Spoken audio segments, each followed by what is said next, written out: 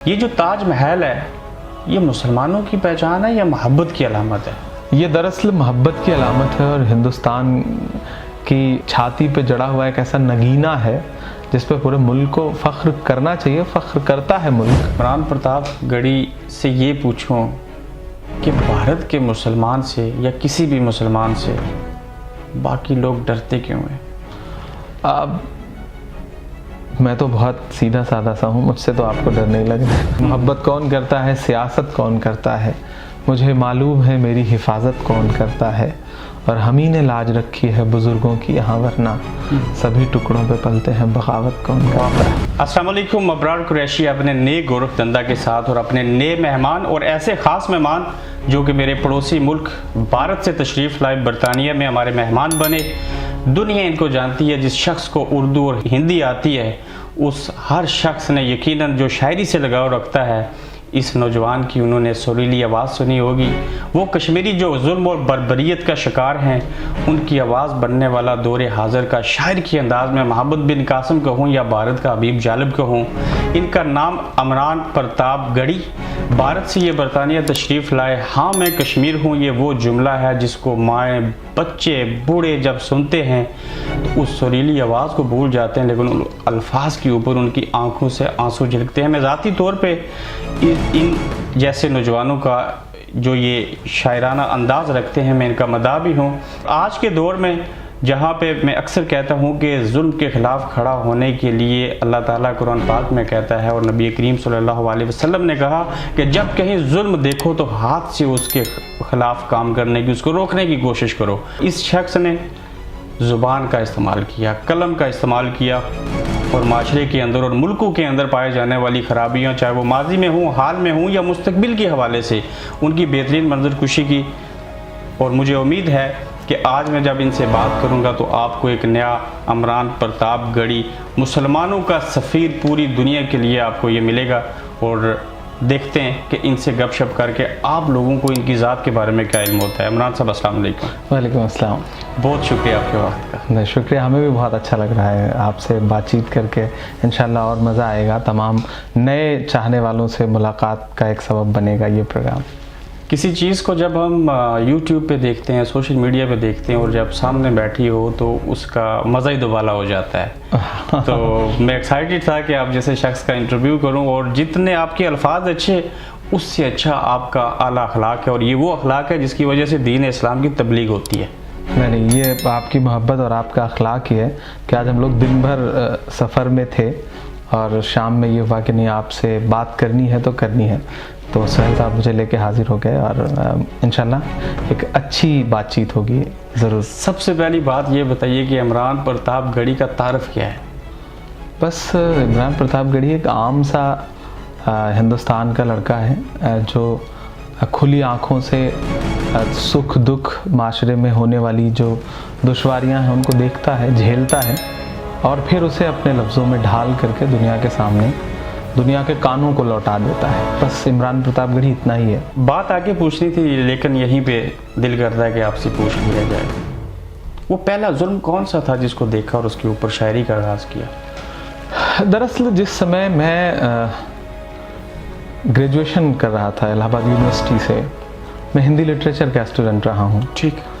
Urdu literature से, उर्दू अदब से मेरा ज़ाहरी तौर पे कोई रिश्ता नहीं रहा है, क्योंकि अब्बू डॉक्टर हैं, BMS, पूरे घराने में कोई शायर नहीं, कोई अदीब नहीं। लगाव था अब्बू को, अब्बू मुशायरे सुनने जाया करते थे तो मुझे भी ले जाते थे ज़िले में होने वाले मुशायरों में। तो मुझे शुरू से लगाव तो था, शायरी सुनता था। ग्रेजुएशन में आया तो थोड़ा थोड़ा मुझे लगा कि मैं भी कह सकता हूँ। मेरे ज़िले में भी कोई शायरी का माहौल नहीं है, बहुत मतलब ऐसी जगह से हूँ कि वहाँ अदबी कोई माहौल नहीं है। अच्छा। फ्रैंकली दोस्तों में भी नाजिश प्रतापगढ़ी साहब एक बड़े शायर हुए थे, लेकिन वो मेरी पैदाइश से पहले गुजर गए, तो उसके बाद माहौल बिल्कुल ख़त्म सा हो गया, तो नहीं था कोई माहौल ऐसा। लेकिन मेरा झुकाव था, अब्बू डॉक्टर बनाना चाहते थे और खुदा को कुछ और बनाना था। वो शायरी अंदर कहीं थी।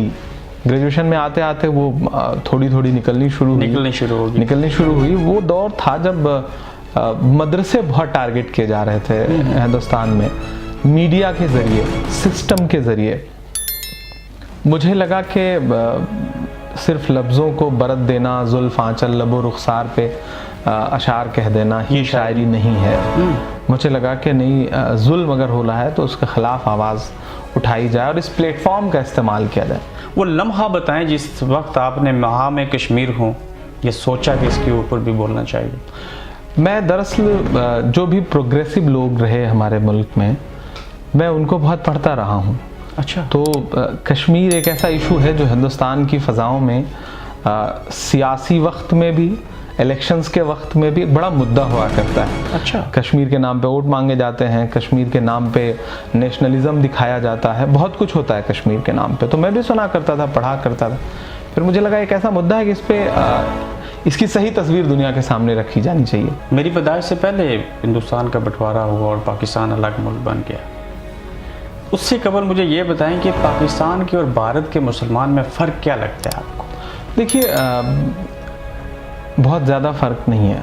दोनों तरफ की आवाम के बीच में तहज़ीब लगभग एक जैसी है, कल्चर एक जैसा है, दर्द एक जैसे हैं, करेक्शन दोनों मुल्कों में लगभग उतना ही है, और सिस्टम आम आदमी के साथ उतना ही जुल्म दोनों जगह करता है।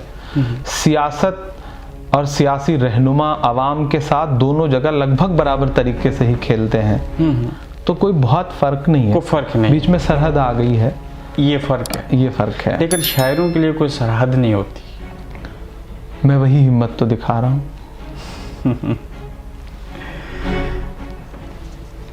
फिर मुझे ये भी बताइए कि आज भारत का मुसलमान मुश्किलात का शिकार क्यों है? उसकी एक बड़ी वजह पाकिस्तान का बनना है। ऐसे इशूज खड़े किए गए। आप तो आज भी वहीं पे हैं, आपका कसूर क्या है? अब दरअसल कसूर क्या है ये कोई पूछ ही नहीं रहा है। वो तो हर दिन चंद लोग हैं जिन्हें अपनी सियासत करनी है, वो हमसे सबूत ही मांगते हैं, हमसे कसूर नहीं पूछते। हमारा कसूर आप अपने आप को हमसे सबूत पूछते हैं। हिंदुस्तानी कहते हैं ना? बिल्कुल, पूरी तरह से कहते हैं, बहुत फख्र से। वो आपका मुल्क है, बहुत पक्का हिंदुस्तानी, आप उसके शहरी हैं। बिल्कुल। आप उनको कैसे साबित करके दे सकते हैं कि आप हिंदुस्तान के शहरी हैं? दरअसल एक बड़ी तादाद ऐसी है जो बहुत अच्छी है और बड़ी मोहब्बत से रहती है। बेशक, मेरे बेशुमार दोस्त नफरत करने वाले हर मुल्क में बहुत थोड़े होते हैं, लेकिन उनकी आवाज़ बड़ी ज़ोर की होती है। वो बड़े एकजुट होते हैं, कलेक्टिव कोशिश करते हैं वो नफ़रत को फैलाने में। इसलिए नफ़रत हमें बड़ी दिखाई पड़ती है। हालांकि मोहब्बत वाले लोग ज़्यादा होते हैं और हैं, लेकिन वो थोड़े से खामोश हैं, संजीदा हैं। तो और कलेक्टिव कोशिश नहीं है, उनकी कोशिश नहीं है। बस ये है कि चंद लोग तो बुरे हैं, हर जगह हैं, बस उन्हें कभी कभी सिस्टम का साथ मिल जाता है तो वो बहुत उभर के सामने। आखिर इस तरह का सवाल पूछूंगा कि मैं इमरान प्रताप गढ़ी से ये पूछूं कि भारत के मुसलमान से या किसी भी मुसलमान से बाकी लोग डरते क्यों हैं?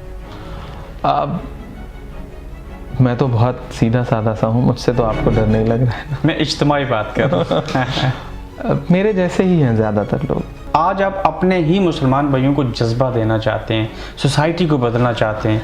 क्या आपको समझने वाले और मानने वाले और चाहने वाले बाकी मज़हब के भी लोग हैं? बिल्कुल, एक बड़ी तादाद में। और मैं हिंदुस्तान में जो चंद आवाज़ें ऐसी होंगी जो तमाम अलग अलग मज़हब के लोगों को साथ जोड़ करके कम्युनलिज्म के ख़िलाफ़ और एक्सट्रीमिस्ट जो हैं उनके ख़िलाफ़ या सिस्टम के ख़िलाफ़ आवाज़ उठा रहे हैं, मैं तन्हा नहीं हूँ उसमें। मेरे तमाम दोस्त हैं जो अलग अलग मज़हबों से हैं, वो मेरे साथ उतनी ही मजबूती से खड़े हैं, मुझे हौसला देते हैं। वो मेरे गैर मुस्लिम दोस्त हैं जो मुझे इन इश्यूज़ पे लड़ने का हौसला देते हैं। तो मैं ये कहते हुए मेरे रोंगटे फिर खड़े हैं, मैं बड़ी ईमानदारी से बात कह रहा हूँ कि मेरे तमाम ऐसे दोस्त हैं, और उसमें मुस्लिम दोस्तों से ज़्यादा गैर मुस्लिम दोस्त हैं जो ज़्यादा दोस्त ऐसे हैं, और जो हर इशू पे मुझे वो फ़ोन करके कहते हैं कि इमरान ये इशू है, ये दबा दिया गया, मुसलमान होने की वजह से इसके साथ जुल्म हुआ है, चलना चाहिए हम लोगों को, चलना चाहिए। ऐसा जब वो कहते हैं मैं उनके साथ फिर मतलब मुझे खुशी होती है। और यही मेरी कमाई है, यही मेरी पूंजी है कि मैंने ऐसे दोस्त बना रखे हैं। ठीक है, आखिरी 3 सवाल पूछूंगा। ये जो ताजमहल है, ये मुसलमानों की पहचान है या मोहब्बत की अलामत है? ये दरअसल मोहब्बत की अलामत है, और हिंदुस्तान की छाती पे जड़ा हुआ एक ऐसा नगीना है जिस पे पूरे मुल्क को फ़ख्र करना चाहिए, फ़ख्र करता है मुल्क। लेकिन दरअसल वो मोहब्बत की अलामत है और मोहब्बत की एक अमानत भी है वो। एक अमानत भी। जी। मेरे देखने वाले आपके मुंह से मेरे प्रोग्राम में पहले 2 बोल सुनना चाहते हैं, हाँ मैं कश्मीर का। अब बिल्कुल मैं सुना देता हूँ, लेकिन उसके पहले एक मतलब एक शेर सुनाता हूँ कि जो मोहब्बत कौन करता है, सियासत कौन करता है। मोहब्बत कौन करता है, सियासत कौन करता है। अक्सर लोग सवाल पूछते हैं, डरते नहीं हो? तब मैं ये शेर पढ़ता हूँ कि मोहब्बत कौन करता है, सियासत कौन करता है।